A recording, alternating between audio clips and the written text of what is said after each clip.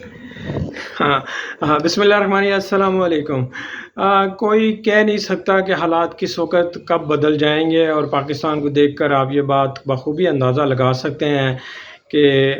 ایک چلتا بھر اور آگے بڑھتا ہوا ملک ایک دم رک گیا، اور رک کر پھر ایک دم پریشان ہو گیا، اور ملک کی معیشت ڈسٹرب ہو گئی۔ ملک میں ایک طوفان بدتمیزی شروع ہو گیا، مہنگائی آ گئی، اور پھر فوراً ریزرو پہ کاری ضرب لگی،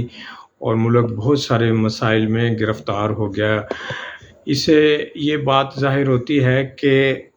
ملک کے اندر، قوم کے اندر کچھ ایسے پرابلم ہیں جس کی وجہ سے علماء کرام، دانشور اس بات کا نوٹس نہیں لے رہے ہیں کہ یہ جو ملک کی حالت ہوئی ہے یہ خالی سیاستدانوں کی وجہ سے نہیں ہوئی ہے، یہ ملک پہ عذاب اترا ہے، اور یہ عذاب ایسا ہے جو کہ ہماری حرکتوں اور ہمارے عمل کی وجہ سے ہے، یا بری سوچ یا گندی سوچ کی وجہ سے ہے۔ کیونکہ ایک ملک جو ترقی کر رہا تھا، آگے بڑھ رہا تھا، اور ملک میں اچھے نظام بن رہے تھے، اور ایک دم اس کو ریورس گیئر لگا کے اس کو پسماندگی کی طرف دھکیل دیا، اور ملک کے اندر کرائسس کا ایک طوفان آ گیا، ایک سیلاب آ گیا، اور پھر ایک مہنگائی کا سیلاب آیا، اور پھر ایک دم ہیومن رائٹس وائلیشن شروع ہو گئیں، اور پھر قانون اور آئین سب کمپرومائز ہو گیا، عدالتیں کمپرومائز ہو گئی، سیاسی نظام ڈسٹرب ہو گیا، سیاست کے میننگ بدل گئے، معاشرے کے میننگ بدل گئے،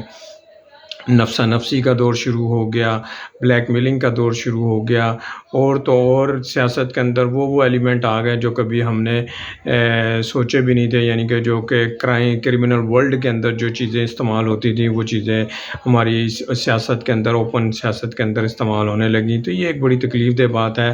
پاکستان کے جو دانشور ہیں اور علماء کرام ہیں اس کا اس سے نوٹس لینا چاہیے، اور ان تمام باتوں کے لیے، اس کے لیے کوئی دعائے خیر اور کوئی ایسی رہنمائی کرنی چاہیے جس سے یہ جو عذاب ہے، کیونکہ یہ ایسا ہوتا نہیں ہے۔ ملک ترقی کرتے ہیں، ملک کے اندر سیاستدان بیٹھ کے نیگوشیٹ کرتے ہیں، ملک کے تمام سٹیک ہولڈر، جوڈیشری اور بیوروکریسی اور اسٹیبلشمنٹ بیٹھ کے بات چیت کرتے ہیں اور مسئلے حل کرتے ہیں تاکہ ملک آگے بڑھے۔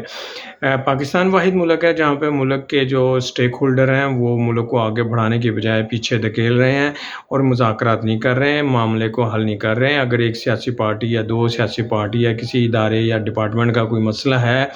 تو اگر راؤنڈ ٹیبل پہ بیٹھ کے بات چیت کی جائے تو معاملات کو سارٹ آؤٹ کیا جا سکتا ہے اور بہتر انداز اپنایا جا سکتا ہے، کیونکہ جو ملک کی عوام ہے